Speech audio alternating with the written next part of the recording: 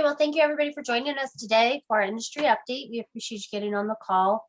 As always, we'll be recording this and sending it out later on today, so you have access to it. And if you have any questions, please use the chat feature and keep yourself muted during the whole presentation. And Zach and Lauren and John will address those questions at the end of the presentation. With that, I'm going to turn this over to John to do a few intros for the webinar.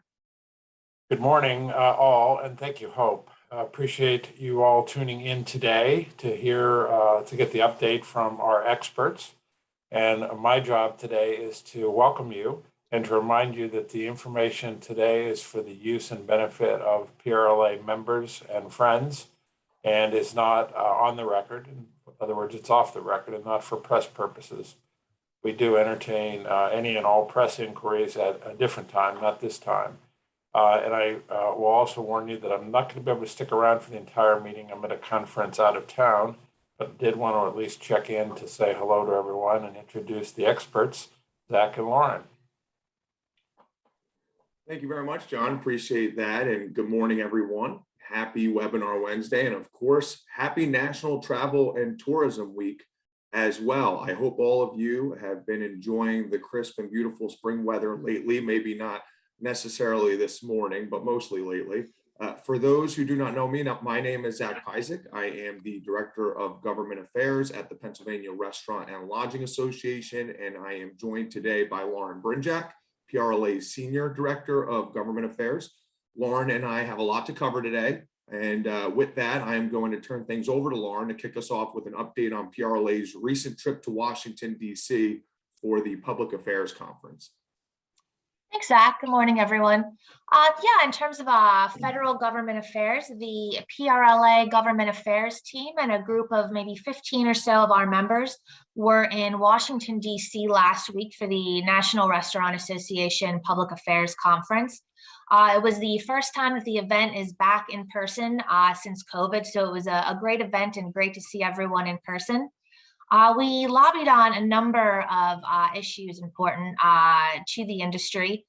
Top being, well, RRF, we thanked our representatives who voted to pass that legislation in the House a couple of weeks ago. That legislation to replenish the RRF is now in the Senate, and that's really where we know it will be an uphill battle to get something passed. So to that end, our group did meet with Senator Toomey's office to talk to him about the RRF. He's not at this point supportive of the RRF legislation, and we kind of knew that going in, and that's been the problem, being able to get 60 votes in the Senate for this legislation. His argument, which really is a fair point, is that the state is currently sitting on $2.2 billion in unused American Rescue Plan money that the Wolf administration and the Republican majority in the legislature cannot agree on how to use. So his argument was that money is probably better used to support the restaurant industry, and that was the original intent of that money to begin with. We, agree with that point and asked him to kind of step up and contact the legislature and encourage them to use that money really for what it was intended, which was to support those businesses who really were impacted by COVID mitigation. But aside from RRF, we did lobby on a number of other important issues as well. One is bipartisan legislation to reinstate the Employee Retention Tax Credit for the fourth quarter of 2021. Another piece of legislation that we talked about was a new piece of legislation that is introduced by Pennsylvania Congressman Lloyd Smucker. And it's called the Essential Workers for Economic Advancement Act. And it would create a pathway for more workers to come to the U.S. By creating a new 3-year H-2C visa program, which would initially be available for up to 65,000 workers. And we see this legislation as sort of one piece of the puzzle to help address the worker shortage that we know has been impacting everybody in our industry as of late. Another issue that we talked to our lawmakers about was just the importance of supporting and maintaining the tip credit system. So those were a number of the issues. We had a full slate of meetings with our congressmen and women, some really great meetings, and a number of items for the PRLA team and the National Restaurant Association to follow up on moving forward. I'm going to turn it back to Zach for more of our federal update on some other things that we've got going on. Yeah, thanks, Lauren. And I just wanted to say a quick thank you to all of our members, some I know who are on the call today, who were able to attend the Public Affairs Conference. It was really a terrific event. And I had, Lauren and I and the rest of the PRLA team had such a great time hitting the hill with all of you. About 2 weeks ago, in terms of the travel mask mandate here, about 2 weeks ago, a federal judge in Florida struck down the Biden administration's mask mandate for airplanes and other public transportation methods. The court said that the mandate is unlawful because it exceeded the statutory authority of the administration and because its implementation just cut and dry violated the law. So as you can imagine, that ruling had caused a lot of confusion. That mandate is no longer in place. Several airlines, all of the major ones, have announced that masks are now optional. We have heard, though, that the Biden administration is seeking to file an appeal on this one. It's unclear how that will play out. But in the meantime, the local angle here is for groups, for organizations like SEPTA in the southeast portion of the state. They've mostly all announced that masks are no longer required. They're now optional inside of stations and concourses. And that announcement came right after the time when Philadelphia was getting ready to roll back out their mask mandate. And obviously, you all know that only lasts for a couple of days. But nevertheless, that mask mandate, because of the court's ruling, is no longer in place. We will follow the appeal closely, and we'll keep you all updated as we get more news on that. And then infrastructure. I wanted to talk a little bit about infrastructure today. The update here is that the state, our state, Pennsylvania, is in the process of bidding out hundreds of millions of dollars worth of infrastructure project money based off of the funding that was allocated in the bipartisan infrastructure law that was recently signed by President Biden. Pennsylvania is benefiting a lot from this law, mostly because of how many infrastructure improvements the state unfortunately needs and how many are overdue. Some of the projects that I thought were worth noting for members who may be on this call today, $26.7 million worth of improvements being made on US 222 in Maiden Creek Township, which is in Bucks County, $21.2 million investment in widening Route 443 in Lehighton, $17.3 million repair and resurface of US 2022 in Lehigh County, and then repairing or replacing nearly 31 bridges in Pennsylvania, 265 miles worth of roadway, and paving an additional 116 miles worth of road. We'll touch on this a little bit more later, but also millions of dollars being spent on rail projects here in Pennsylvania and tens of millions of dollars going to our airports like the Philadelphia airport, the Pittsburgh airport, the airport in the Lehigh Valley and Harrisburg as well. We are keeping a close eye on how all this will impact travel and tourism to Pennsylvania.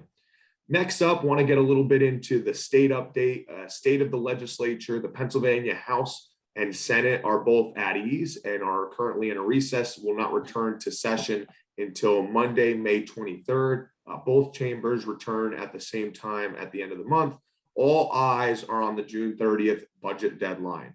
We are still expecting an early close to budget season this year. When I say early close, I mean like 10 or 11 a.m. on June 30th, the day of the deadline, but just not late. We're not expecting anything late. If that changes, we will certainly let you know. Reminder here, the Pennsylvania primary election is scheduled for May 17th. We will be including a lot more information on the election as we get closer to that date. There are nearly 40 Republicans in the House and 21 Democrats that are not facing any significant challenges in their primary or their general election.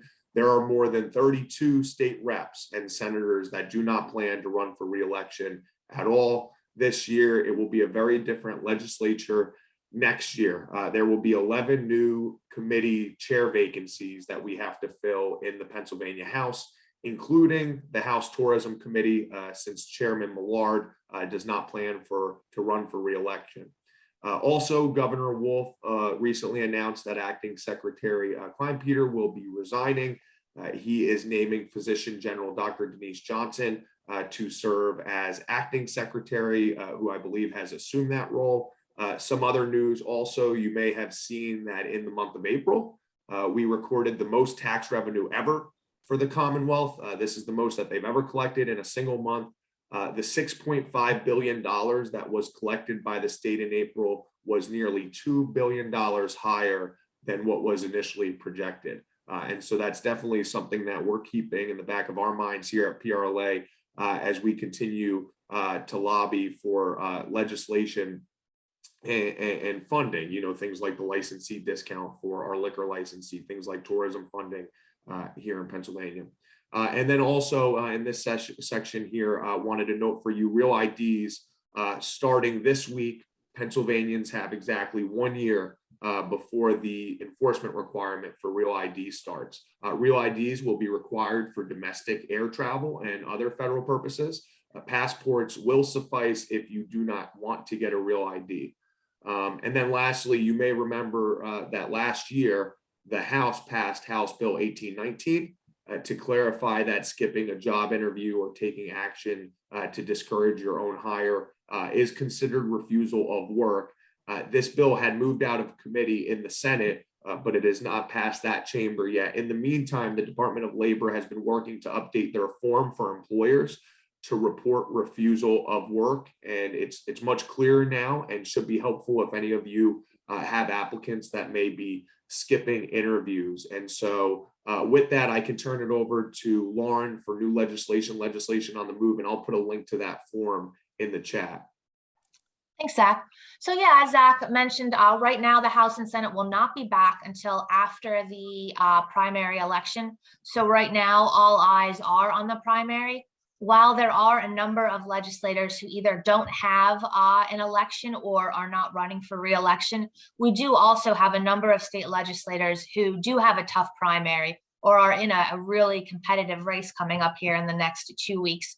So I think Zach and I are paying close attention to that. I think once we see how the primary election shakes out and who wins and loses, we're going to have a much clearer picture of how things will play out in the short term in terms of the state budget, but then in the longer term throughout the rest of this legislative session. As Zach mentioned, once they do come back at the end of May, they really will begin budget negotiations in earnest, looking at that June 30th deadline to have something passed. For our purposes, our priorities for the next 6 weeks or so while they're working on the budget are: one, to increase the tourism line item in the budget. It's funded at a pretty paltry level right now. We're looking to bump that up to $20 million to make us more competitive with some of the surrounding states, although we still will not be funding tourism to the extent that a lot of our neighboring states do. Secondly, another one of our priorities is to increase the licensee discount from 10 to 15%. We're hoping that that's something that we can get done along with the budget negotiations. So those are our main focuses going into this spring and summer. But as always, we've got a number of other things in the works and in the pipeline. We have talked to Senator Kristen Phillips-Hill from York recently. She just introduced legislation that would amend the liquor code, which would allow licensees to use loudspeakers outside, provided that the sound does not exceed 75 decibels beyond their property line. And this would apply to licensees in counties Class 2A through Class 8, so would not include Pittsburgh and Philadelphia. There's a version of this legislation in the House that we have supported, but it's currently stalled in the House. So Senator Phillips-Hill is introducing it to get it moving in the Senate. We've heard that the Senate Law and Justice Committee supports this bill as well. So we're hoping to see it move out of committee later this spring. Another piece of legislation also in the Senate Law and Justice Committee is our cocktails to go legislation. which would make the legalization of cocktails to go permanent in Pennsylvania. That is going to be a harder lift for us. We're hearing that the committee is, at least the majority in the committee, is not interested in moving that bill at this time, but we know that it's important to a number of our members, so we're continuing to advocate for that. Some other projects we are working on right now. We've been working with Senator Udacek on his legislation to create tourism improvement districts. We've been working with him. He's sponsoring that legislation at our request. So we're hoping any of our members who are interested in that bill, please contact your senators to ask them to sign on to that legislation. And Zach and I will be happy to follow up with those senators as well to make sure they get their name on the bill. Additionally, we are also working with Senator Udacek's office. He is planning to introduce legislation that would create a sales tax holiday for certain restaurant supplies and food ingredients. And we also just recently heard that Senator Lisa Boscola's office is also interested in sponsoring legislation that would create a type of sales tax holiday for restaurant equipment as well. So we were hoping that those two things could be some good opportunities for our restaurant operators, and some legislation that we are hoping to see introduced later this spring. I will move on now to some of the things that we are working on at the local level.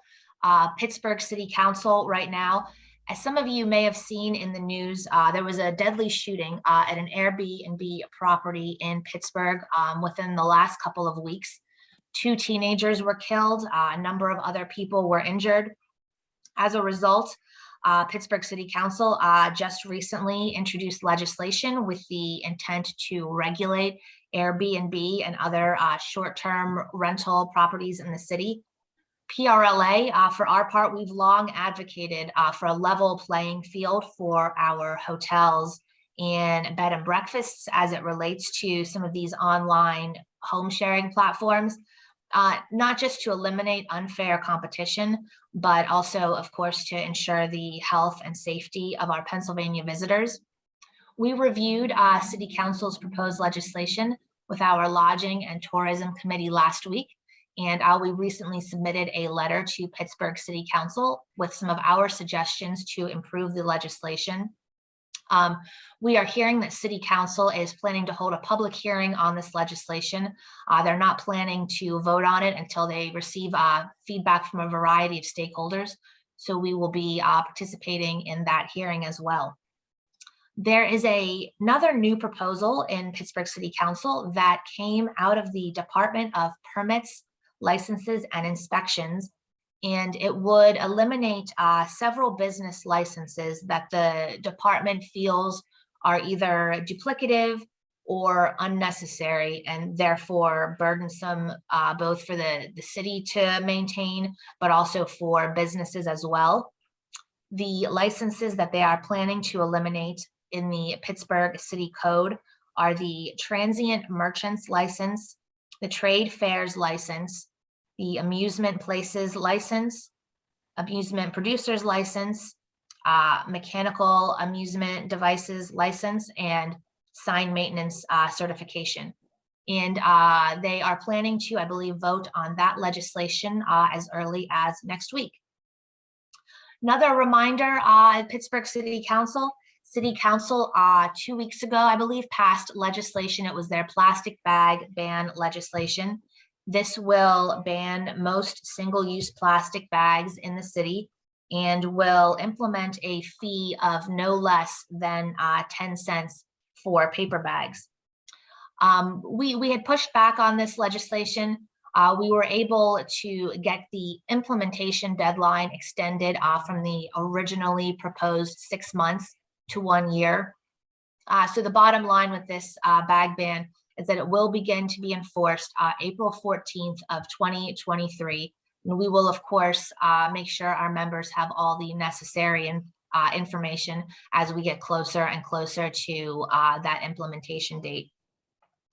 And then finally, I just want to remind our Pittsburgh members that the Department of Mobility and Infrastructure is still in the process of finalizing their guidelines for outdoor dining. We have reviewed some of their initial drafts and don't have any major concerns. I think streeteries will be able to continue operating as they have been for the last year or two throughout the pandemic. And we know that the new outdoor dining permits that operators will need to get, there is not going to be a fee for those at least through 2022, which we are happy about. So those are a number of things we're working on in Allegheny County. I will turn it to Zach to give us a Philadelphia specific update. Hey, thanks, Lauren. So opposite corner of the state here, I want to start with a new program that was just recently rolled out. The School District of Philadelphia has sent an invite out to all Philadelphia area businesses to participate in its new employee perks program. Philadelphia's public school employees have always made a difference for students and families, but never more than they did during this pandemic. And so through the Employee Perks Program, businesses that operate in Philadelphia could potentially offer special programs or school district exclusive discounts to the 19,000 teachers, principals, and staff members of the school district as a personal and special way to say thank you and to show them just how much they are valued and appreciated. Almost every business out there has something to offer. Other businesses have included discounts for things like dry cleaning, on gas, auto maintenance, home repairs, arts, entertainment. There have been some hotel stays and other services, products, or programs. Your generosity helps their dollars stretch a little bit further and offers them an opportunity to recharge by enjoying the many activities and services that Philadelphia has to offer. Participating in the Employee Perks Program is easy, and I can, as soon as I have a chance, I can put a link in the chat here for all of you to check out who may be interested. And again, this is something that can totally be done at your discretion, and you could kind of make a call on what might be best for the program. But I really hope many of you will consider checking it out. I briefly, this isn't on the slides here, but I briefly want to just address mitigation in Philadelphia. Last we all met, Philly was preparing to roll out its latest version of an indoor mask mandate that lasted about 5 days. PRLA kept the pressure on the entire time, and there were businesses that joined up to also file a lawsuit. PRLA was not necessarily involved in that lawsuit. However, we did our best to keep the pressure on in the media and the press, on the news. And after taking a fresh look at the numbers, the city did decide that they needed to roll back this mandate. And so there is currently no mitigation right now in Philadelphia as it relates to masks or vaccines and the many members that we represent in the city. On streetery regulations, we are expecting the city to publish final regulations on streeteries any day now. In February, the Streets Department proposed regulations to the Philadelphia Permanent Streetery Program. We collected feedback from members, from many of you on those regulations, and we worked with many of you to identify our top concerns. The administration held a public hearing on those regs, which was requested by Councilmember Dom with support of PRLA. Again, thank you to the dozens of members that showed up in force to voice your concerns. We are hoping that the city will strongly consider these changes. The word on the street is that they do plan to make some significant changes. As soon as we have them, you'll have them as well. We'll be including those in the daily update. We requested that they change the license fee, and we're told that they will be addressing that. Also, we asked that they remove the $60,000 security bond that would have been required, and we are also being told that they will likely get rid of that as well. And then lastly, we have asked for a streamlined and pre-approved set of blueprints for design to help operators save on administrative costs and hurdles and save resources on that front. We are told that the city will likely provide that as well. So overall, if things pan out the way we are told they are likely to, we definitely scored a few wins in the regulatory category, and we owe all of that to you. The 60 or so members of you that showed up to testify, that called their city officials and vocalized their opinion on this matter, that meant a lot. And it sounds like you really moved the needle on this conversation. And so thank you all for your efforts and advocacy on this front. The legislation itself is not perfect. In the future, I imagine there are a lot of changes that we'll want to discuss internally and hopefully address with City Council in the near future to make this program as vibrant as it can be, and also to make sure that it is accessible for all operators in the city who hope to take advantage of it. And so again, big thank you to all of our Philadelphia members for working so hard on all of this, and we're crossing our fingers that the regulations pan out the way that we are told that they will likely be. And so we keep checking back. Hopefully we will get an update sometime this week. A styrofoam ban, something I want to talk about. This has not been technically introduced yet last I looked, but we have been in touch with Councilmember Bass's office about potential legislation that they are considering introducing that would ban styrofoam takeout containers and things in that category in the city. The language, again, has not been filed yet, so details are starting to come into place. We don't have enough of those details to provide you with anything comprehensive yet, since the sponsor is still working on the legislation and still considering their approach. But it is likely that styrofoam could soon be a no-go in the city of Philadelphia. While we were at the Public Affairs Conference down in DC, one of the speakers noted that a top industry trend that we're seeing right now with restaurants at the moment is eco-friendly supplies. So this is a good direction for your business to consider as more and more cities and municipal governments consider plastic and styrofoam bans. I imagine this is, many of you know who already operate in major cities, this is something that is very front of mind for them. And so, you know, when we saw that that's kind of becoming a trend, I just wanted to flag that as something for all of you to consider and look into. It's a good direction for your business to consider. We appreciate Councilmember Bass engaging PRLA on this matter.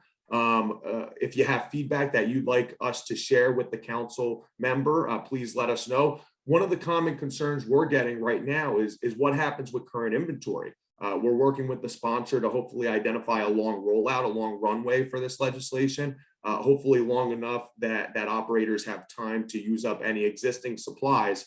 And speaking of supplies, that's another big thing that we've flagged for the council member, which is that, you know, the supply chain right now is being more disrupted than ever. And so many of the operators that I've talked to have told me that it's difficult to get some of these eco-friendly supplies right now with so much disruption. And so we hope that council will be cognizant of that as they consider legislation like this. And then lastly, in Philadelphia, just wanted to address a new bill that was introduced by Councilmember Helen Gim related to transportation benefits. Councilmember Gim recently introduced a bill that would require employers with 50 or more employees to establish a program that diverts wages in a pre-tax way to their employees and would allow their employees to use that money for public transit passes, van pooling, and bicycle expenses, essentially for transportation costs. Cities like New York, LA, Seattle, Washington, DC already have similar programs. Almost all of those cities have lower thresholds. Some don't have an employee threshold at all. Some are closer to 10 or 25 employees, or some include all businesses. We've had conversations with Councilmember Gim's office about keeping that threshold at 50 employees, and they seem committed to that current threshold there. For those of you who are using payroll software, this is something that can oftentimes be streamlined for you. The bill would give Philadelphians about $280 more per month to use for transportation costs. So this bill technically just recently was introduced. We'd of course appreciate any feedback as PRLA works through this and continues conversations with Councilmember Gim on this subject. We'll keep you all posted on how this moves through the legislative process. Next up, just some FYIs that we want to cover here.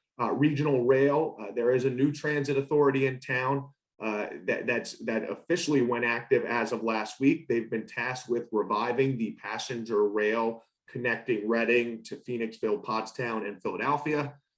Proponents say that this could help alleviate traffic concerns, primarily on the Schuylkill. It's called the Schuylkill River Passenger Rail Authority, and it is a Chester County, Berks County, and Montgomery County agency. They are receiving startup funding from Amtrak, and all three of those counties, Montgomery, Berks, and Chester County, will initially be providing a $100,000 investment from each county The authority will have the power to formalize agreements, pursue different funding opportunities, and potentially partner with rail operators and state and federal transportation agencies. $18 million here. The reason I note this, Attorney General Josh Shapiro, the only Democrat running for governor, has raised a whopping $18 million for his gubernatorial campaign. The reason I thought it was worth flagging for all of you is that that is more money than all 9 of his Republican opponents have raised so far combined. And so Attorney General Josh Shapiro is going to go into the primary with quite the war chest here. And I certainly think that's something that could, impact the race moving forward. But, Attorney General Josh Shapiro has been the front runner for the most part. However, it'll be interesting to see how that may change given some of the recent news. And a lot of different voters, I think, are more riled up this week and probably in the future than they have been the last couple of weeks. Skipping a little bit ahead here, I know Lauren's going to go back to the gubernatorial candidate survey. I just wanted to briefly give an update on marijuana sales and recreational cannabis program in New Jersey. Marijuana sales have officially started in New Jersey as of April 21. They recorded $2 million in sales on the first day. And that does not even count the 5,700 ounces that they coincidentally set records with by selling through the medical program the day prior. It will be interesting to track how this new economy in a bordering state might impact travel and tourism. Here in Pennsylvania, something worth noting about their program is that they have about 13 locations that are open in the Garden State. That includes 6 locations in South Jersey. The closest location to Philadelphia to Pennsylvania is the Deptford location just over the bridge. We're keeping a close eye on legal cannabis in other states, given the recent discussion that we've had with the PRLA Policy Committee. This started at the 2022 Policy Committee retreat. We want to know, how is it being done in other states? What can we learn from? What mistakes are being made? What are they getting right? Especially since this may eventually come to Pennsylvania. The way they did it in New Jersey, they allowed all 13 medical dispensaries that existed in the state to expand to recreational sales. That is a big point of contention here in Pennsylvania. I'm not sure that's the blueprint they will use, but lots to keep track of there. And with that, I will turn it back over to Lauren for an update on our candidate survey. Thanks, Zach. So yeah, Zach kind of mentioned, for us, it's kind of been all election talk all the time and will be at least for the next 2 weeks. We recently put together and distributed to all of the candidates running for Pennsylvania governor a gubernatorial candidate questionnaire so that all of you and us can learn more about the candidates' views on policy issues specific to our industry. In our questionnaire, we touched on a range of topics from some general business topics to licensee concerns to questions about travel and tourism promotion. We are going to publish any responses that we receive to the questionnaire on our website. And we'll also publish all the replies in the daily update email that we send out every evening. In terms of the candidates, we sent it to, we know as Zach mentioned, Attorney General Josh Shapiro is the only candidate running on the Democratic side, but the Republicans have a field of 9 candidates, which is huge. And it is the, I think I read the largest field since 1978. So I think to that end, it's really anyone's game at this point in terms of that primary. Some of the recent polling that we saw come out over the weekend shows State Senator Doug Mastriano kind of pulling away from the field.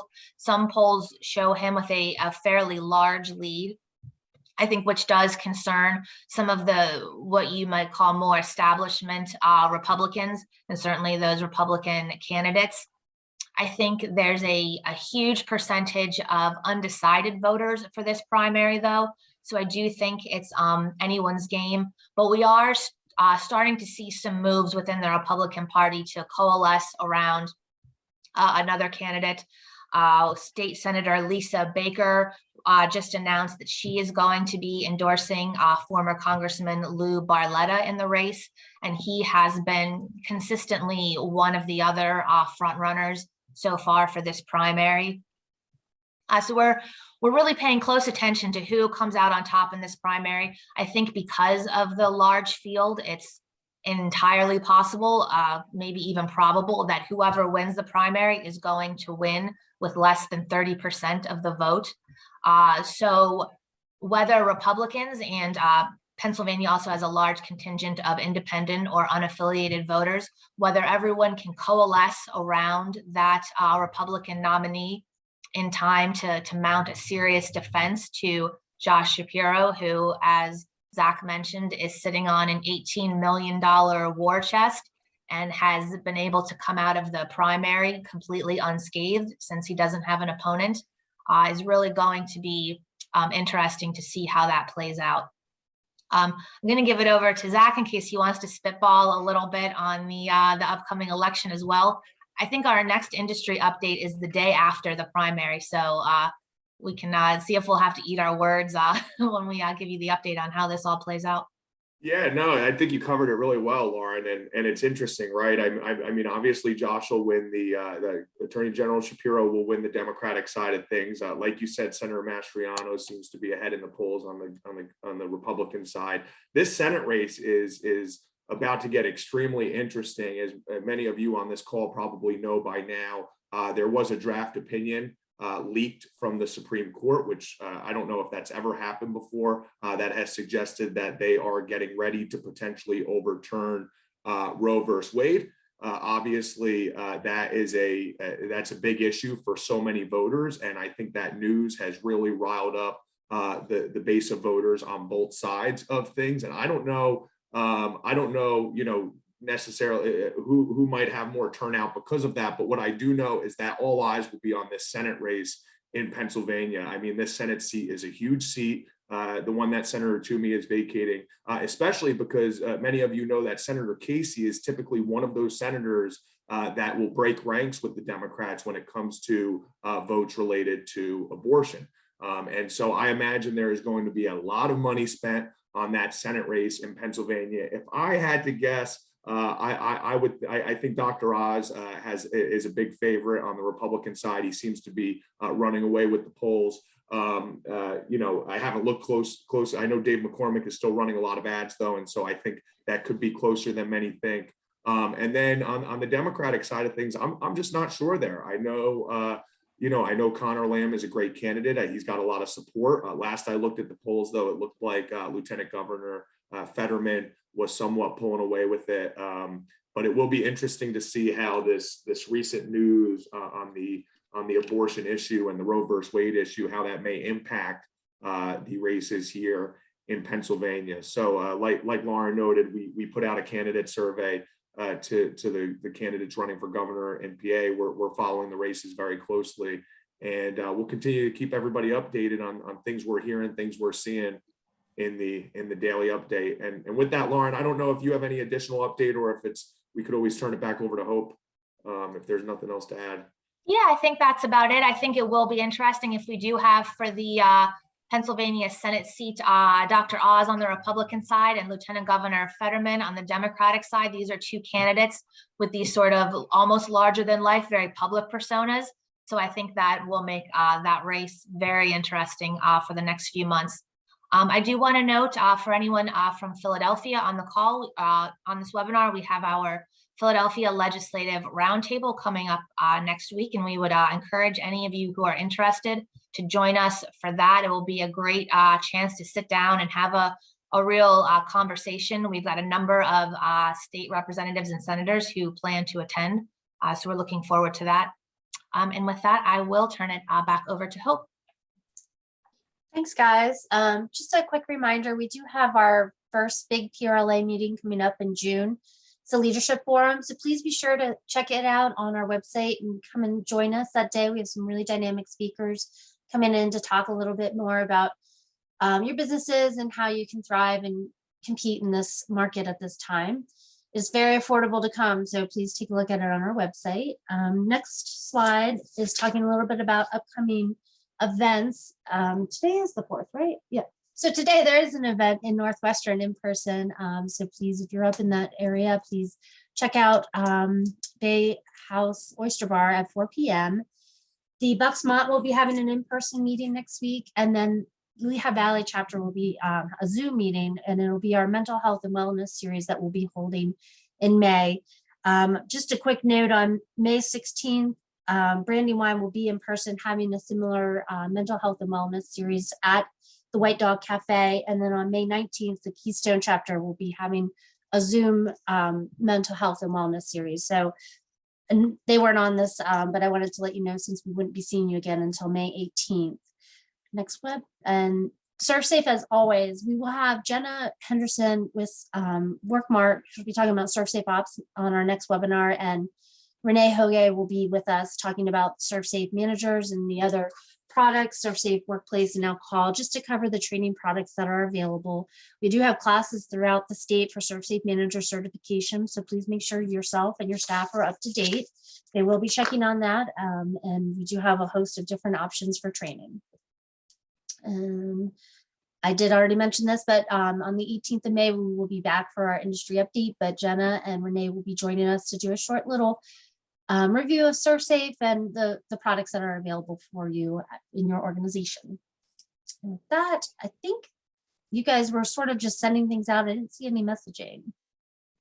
Yeah, I didn't see any questions in the chat. I did add in there a link to the co-sponsorship memo circulated by Senator Udicek on the TID legislation that Lauren mentioned, also on the restaurant sales tax legislation. And then lastly, that employee perks program that is being administered by the Philadelphia School District. Really hope many might consider checking that out. And with that, Lauren, I don't know if you have anything to add, but I don't see any questions here. I'll also throw my email in the chat. Always, if anything comes up, always feel free to reach out to the GA team, and we're always happy to help. Great, thanks, Zach. Thanks, Lauren. It was great to see you guys on Zoom, and I'm glad to have everybody join us today, and we'll be getting this out later on today as a recording. Everybody have a great week. Thank you, Hope. Thank you, everybody.